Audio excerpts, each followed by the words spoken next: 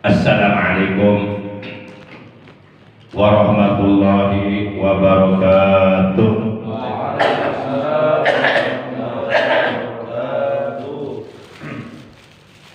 A'udzu billahi minasyaitonir rajim. Bismillahirrahmanirrahim. Alhamdulillahilladzi arsala rasulahu rahmatan lil alamin. Asyhadu an la ilaha illallah al-malikul haqqul mubin wa asyhadu anna sayyidana Muhammadan abduhu wa rasuluh as-sadiqul wa'dul amin.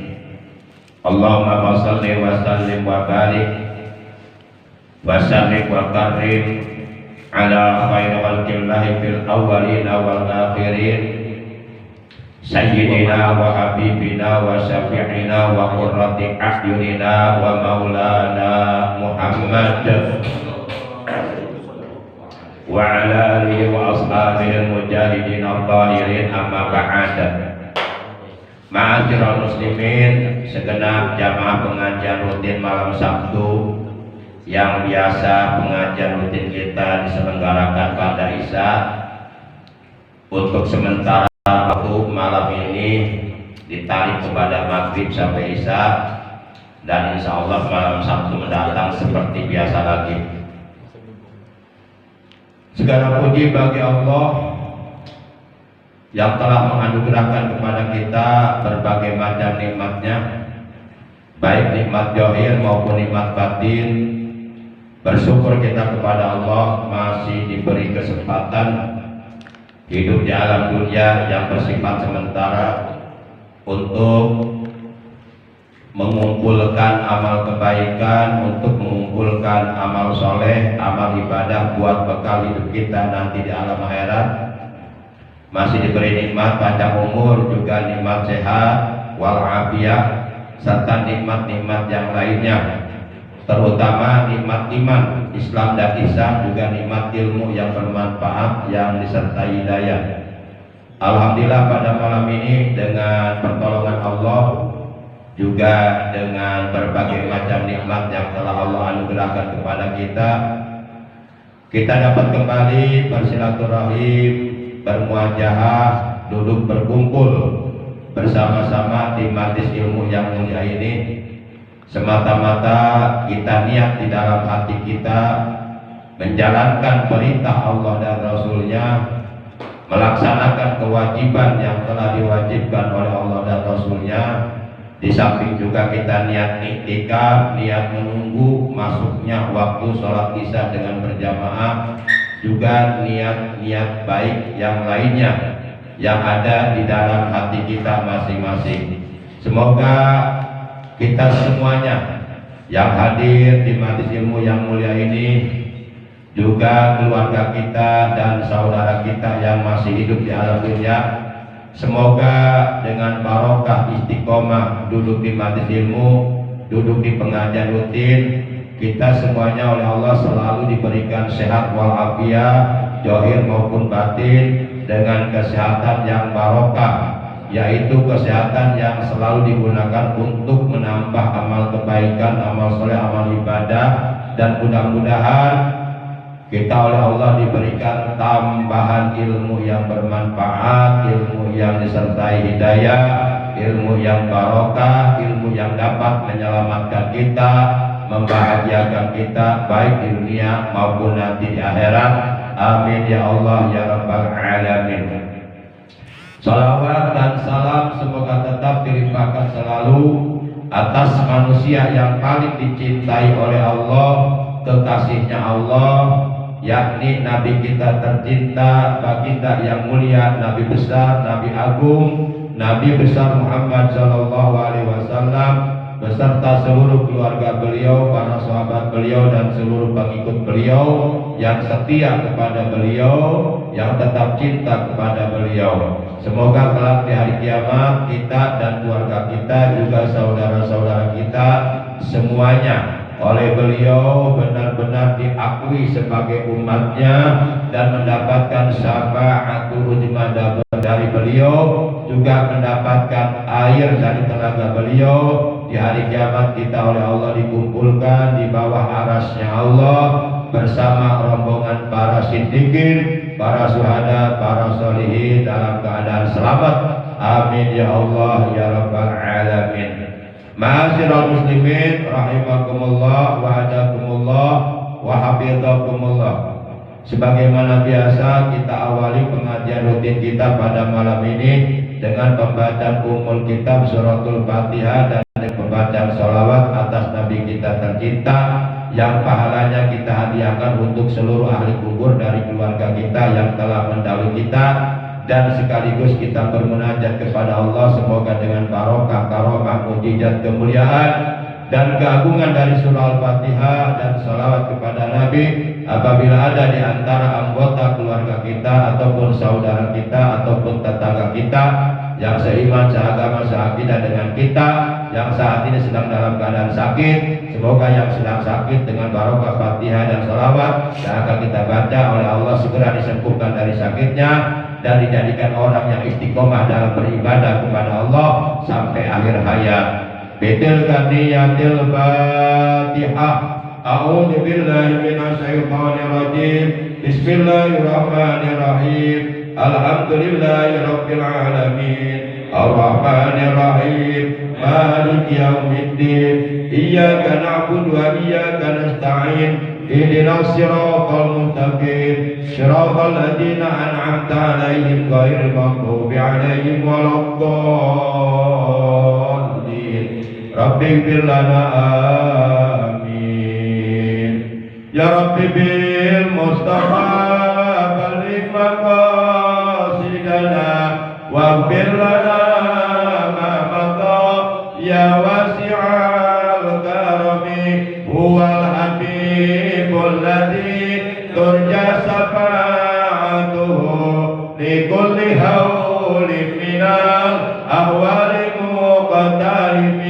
Ya Rabbi bil Mustafa balligh maqasidana waghfir lana ma madha ya wasi'al karami. Nabiyuna qudwatun linnasi lajimatun.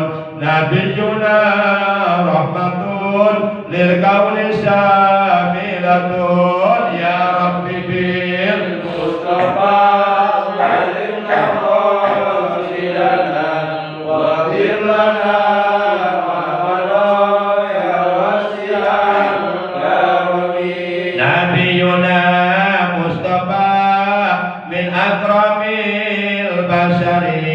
Nabiyuna Mustafa min ajmali suwari. Ya Rabbi bil Mustafa balligh maqasidana waghfir lana ma madha ya wasi'al karami huwal habibul ladzi turja syafa'atuhu li kulli haulin minal ahwali muqtarimi.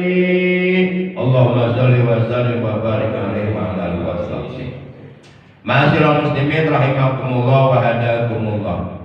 Tentu setiap kita orang-orang yang beriman kepada Allah dan Rasul-Nya, setiap kita pribadi-pribadi muslim yang menganut, mengikuti dan mengamalkan ajaran Islam yang telah diajarkan oleh Nabi Muhammad SAW, tentu kita semuanya ingin diberi oleh Allah rezeki yang halal, yang barokah, kemudian ingin diselamatkan dari azab kubur manakala kita sudah berada di dalamnya, juga manakala di hari kiamat kitab catatan amal perbuatan kita dibagikan, tentu kita ingin menerimanya dengan tangan kanan kita.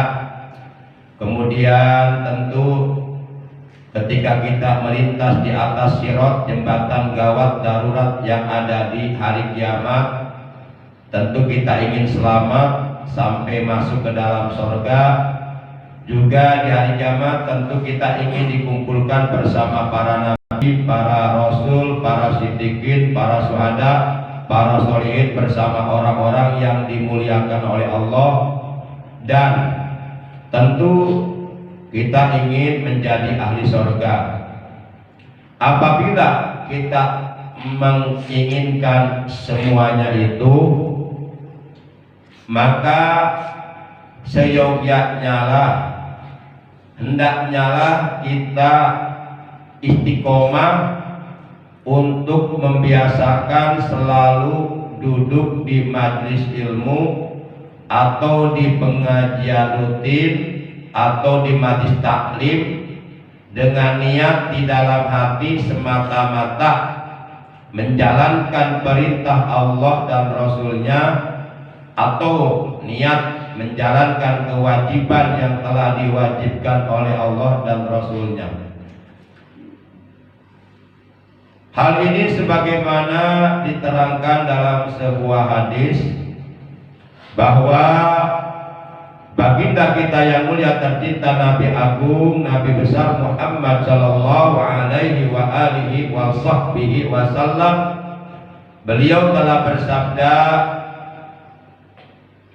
man sholat sholatan wa jalasa fi halaqatil ilmi wa sami'a kalamallahi ta'ala aqtahullahu ta'ala sittata asya'a arizku minal halal wa yanju min ajabil qabri wa yuqta kitabuhu biyaminihi wa yamurru ala sirati kal barqil khatib wa yuhsaru ma'an nabiyyin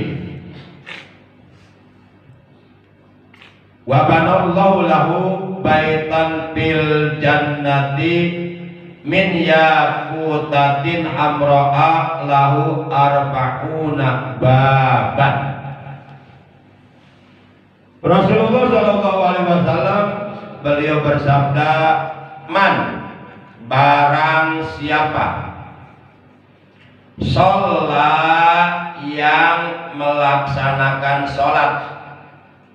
sholatan akan suatu sholat dari sholat yang 5 waktu, baik itu sholat subuh, zuhur, asar, maghrib, dan ataupun sholat isya. Wa jalasa fi halaqatil ilmi, lalu setelah ia selesai melaksanakan sholat, ia duduk di halaqatul ilmi, di perkumpulan ilmu, di perkumpulan majelis ilmu, atau di majelis taklim, atau di pengajian, dengan niat di dalam hatinya semata-mata melaksanakan perintah Allah dan Rasulnya, melaksanakan kewajiban thalabul ilmi yang telah diwajibkan oleh Allah dan Rasulnya, dengan tujuan mencari ridhonya Allah.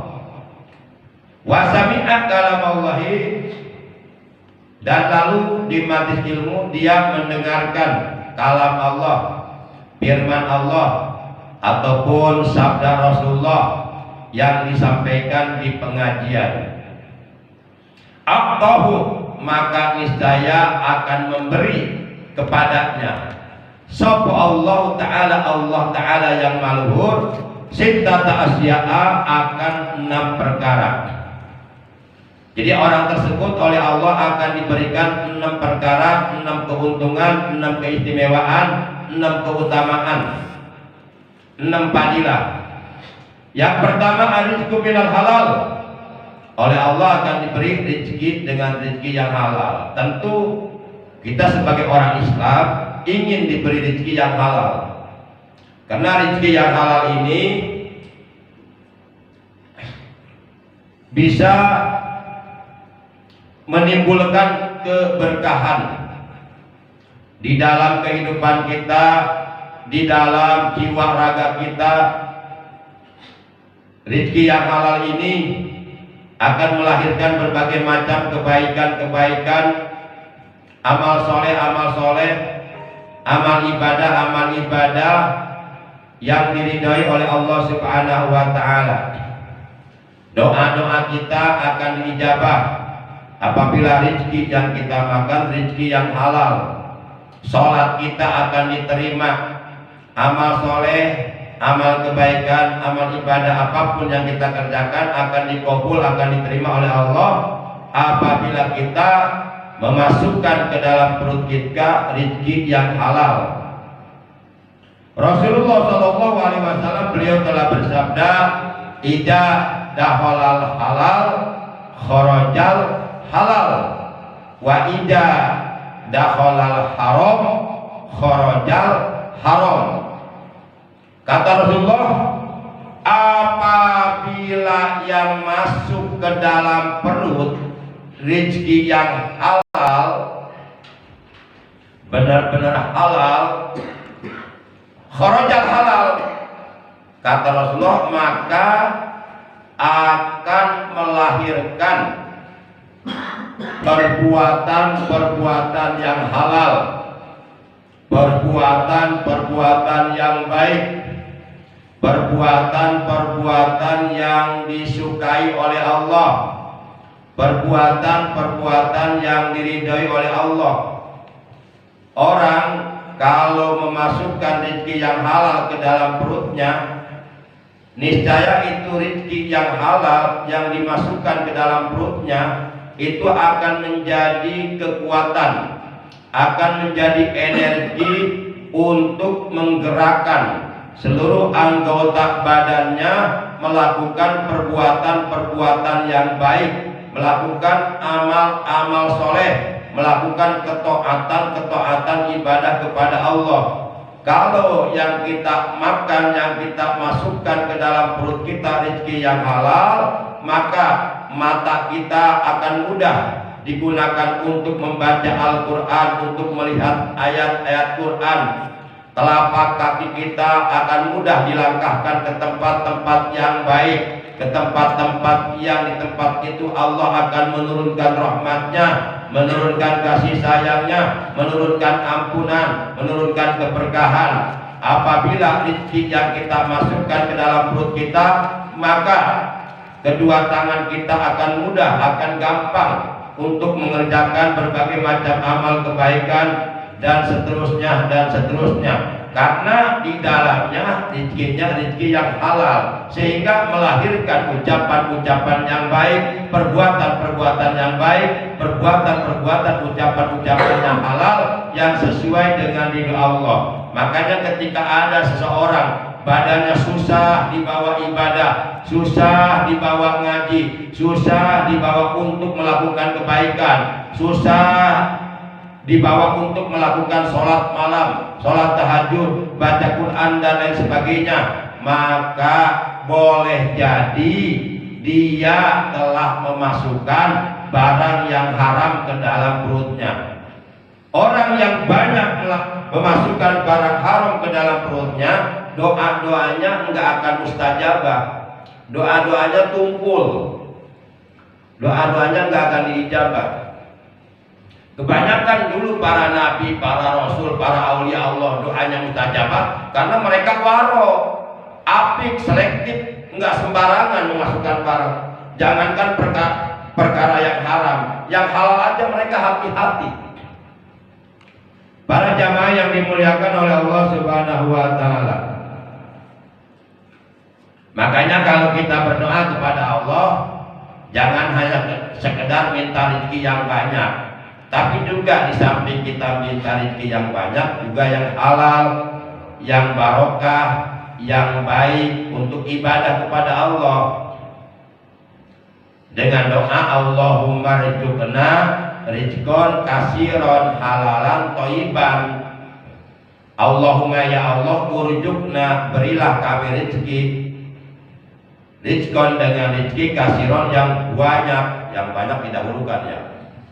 Ya pengen banyak terus.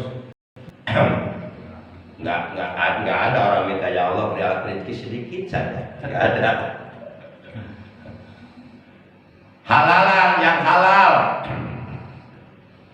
toyiban yang toyib, yang baik, yang menyehatkan badan.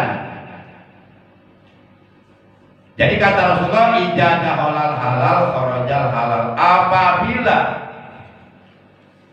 rizki yang masuk ke dalam perut kita, ke dalam lambung kita, ke dalam kantong nasi kita adalah rizki yang halal, maka akan melahirkan perbuatan-perbuatan, ucapan-ucapan, akhlak yang halal, yang bagus, yang baik, yang sesuai dengan ridha Allah. Dan sebaliknya kata beliau, wa ija dakhalal haram kharajal haram. Dan apabila yang masuk ke dalam perut kita rizki yang haram, barang yang haram, maka akan melahirkan perbuatan-perbuatan, ucapan-ucapan yang haram yang tidak diridhoi oleh Allah Subhanahu wa taala. Jadi kalau ada orang melakukan perbuatan dosa itu gampang banget, melakukan perbuatan maksiat baginya sangat gampang, sedikit pun nggak ada kesulitan. Boleh jadi itu perutnya sudah dipenuhi barang haram. Jadi melakukan perbuatan dosa gampang, tapi melakukan perbuatan baik susah. Nah itu kebanyakan dalam perutnya barang yang haram. Kita berlindung kepada Allah dari kemasukan barang yang haram. Nggak usah banyak lah, sedikit saja masuk barang yang haram ke dalam perut kita, maka tubuh kita lebih pantas dibakar di neraka. Dalam hadis Rasulullah menegaskan, kullu lahmin nabata 'anil haram pannaru aula bihi. Kullu lahmin, setiap daging, nabata 'anil haram, yang tumbuh daging tersebut dari barang yang haram, pannaru aula bihi, maka api neraka lebih pantas membakar daging tersebut. Jadi kalau kita memasukkan makanan-makanan yang haram, minuman-minuman yang haram ke dalam perut kita, ke dalam lambung kita, itu sebagian akan dibuang ke toilet, sebagian akan jadi daging. Nah kalau daging kita tumbuhnya dari barang yang haram, kata Nabi, pannaru aula bihi, maka api neraka yang panas menggelegar lebih layak, lebih pantas membakar daging tersebut. Para jamaah yang dimuliakan oleh Allah Subhanahu wa taala, dengan barokah kita duduk di majelis ilmu, baik setelah selesai melaksanakan salat subuh, atau setelah selesai melaksanakan salat zuhur, atau setelah selesai melaksanakan salat asar, atau setelah selesai melaksanakan salat maghrib, atau setelah selesai melaksanakan salat isya, maka insya Allah Allah akan memberi kita rezeki yang halal. Tapi istiqomah bukan sekali doang. Istiqomah, al-istiqomah khairu min alfi karamah. Istiqomah itu nilainya jauh lebih baik daripada 1000 karamah, 1000 kemuliaan yang diberikan oleh Allah kepada para aulia Allah, kepada para kekasih Allah. Seluruh para wali oleh Allah dikasih karomah. Jadi karomah itu adalah kemuliaan atau keistimewaan atau sesuatu yang luar biasa yang secara khusus oleh Allah hanya diberikan kepada para wali, kepada para kekasihnya. Itulah yang disebut karomah. Nah istiqomah ini nilainya jauh lebih baik daripada 1000 karomah. Jadi Allah akan memberikan kepadanya 1000 karomah, 1000 kemuliaan di dunia dan di akhirat bagi siapapun yang istiqomah dalam menjalankan perintah Allah dan Rasulnya.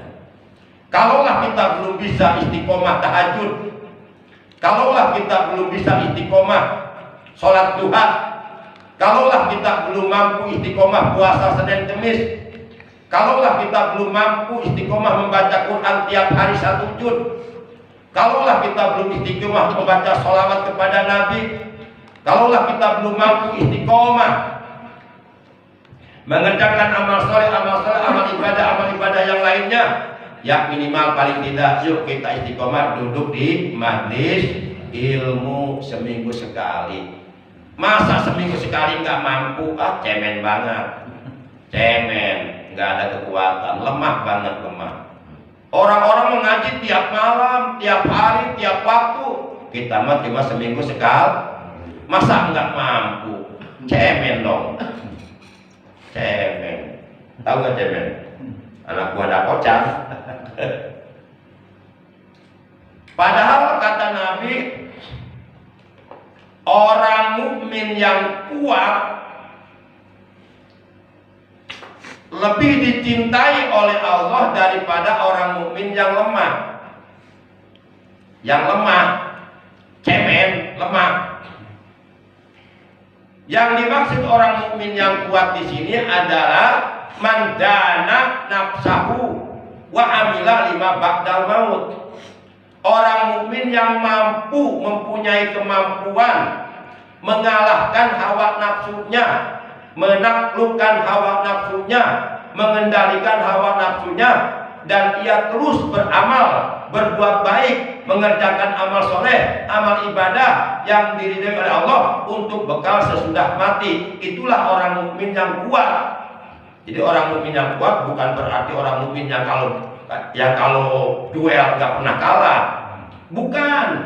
Orang mukmin yang kuat itu orang mukmin yang mampu mengalahkan hawa nafsunya.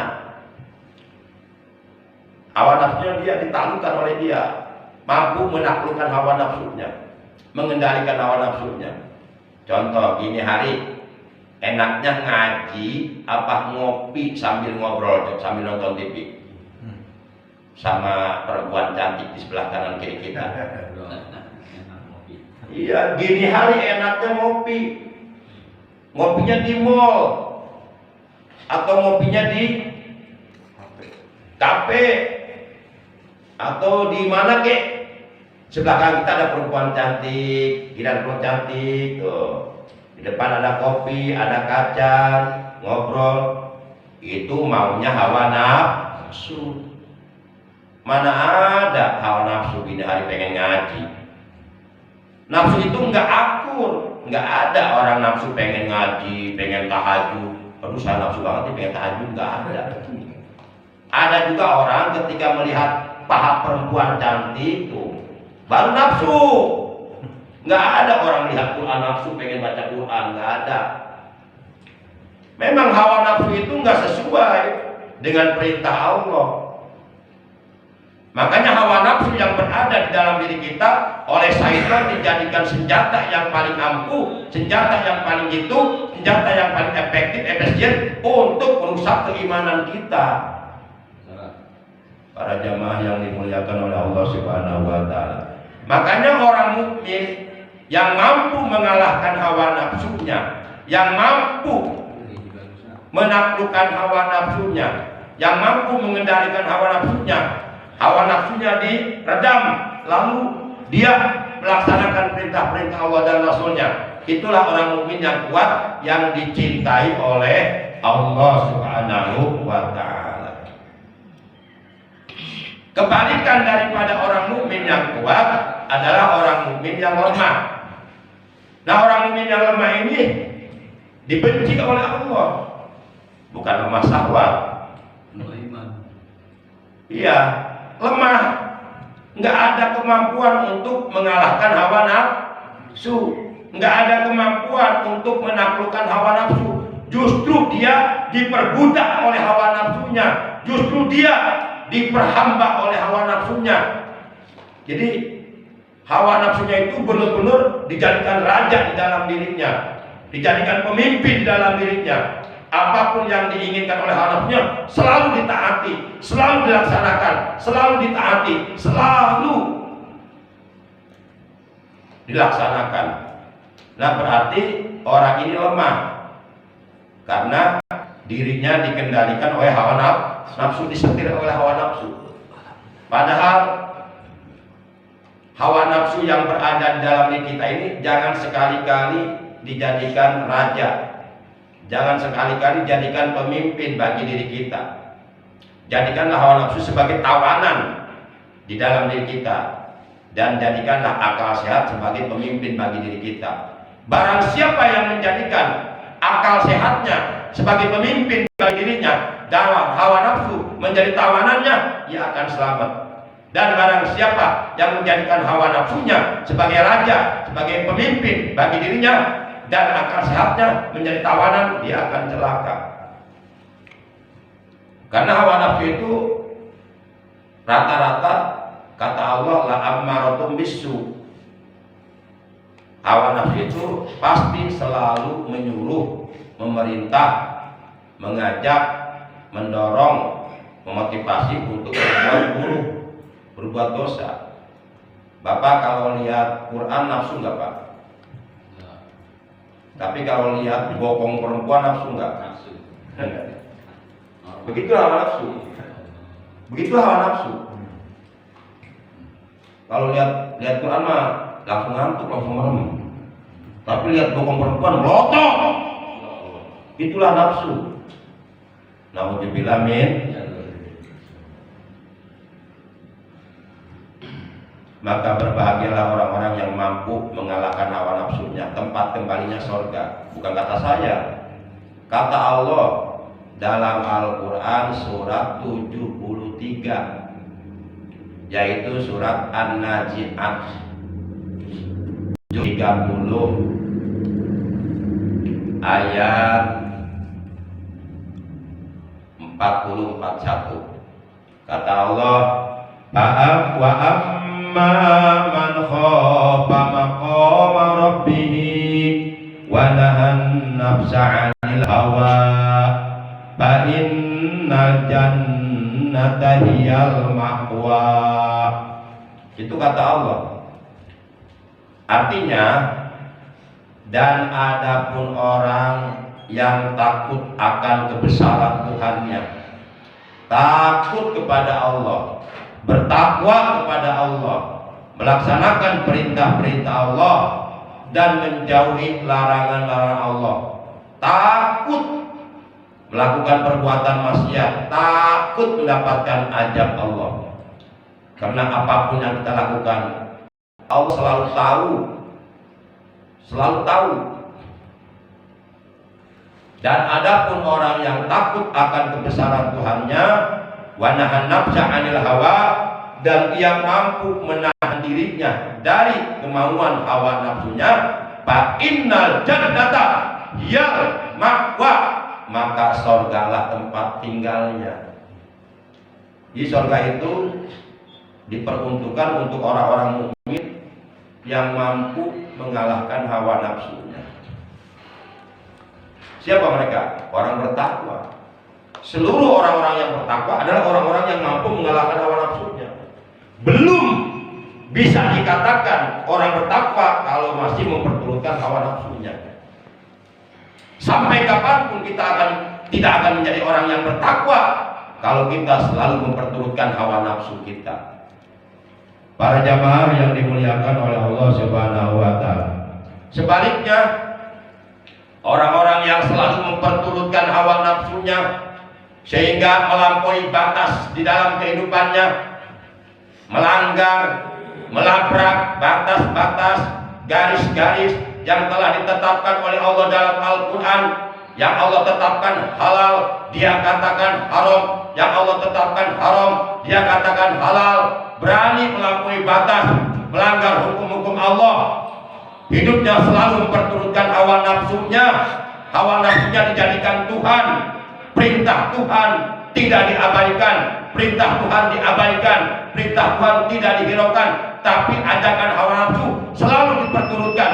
Bukankah orang yang seperti ini, sadar atau tidak sadar, dia telah mempertuhankan hawa nafsunya yang berada di dalam dirinya?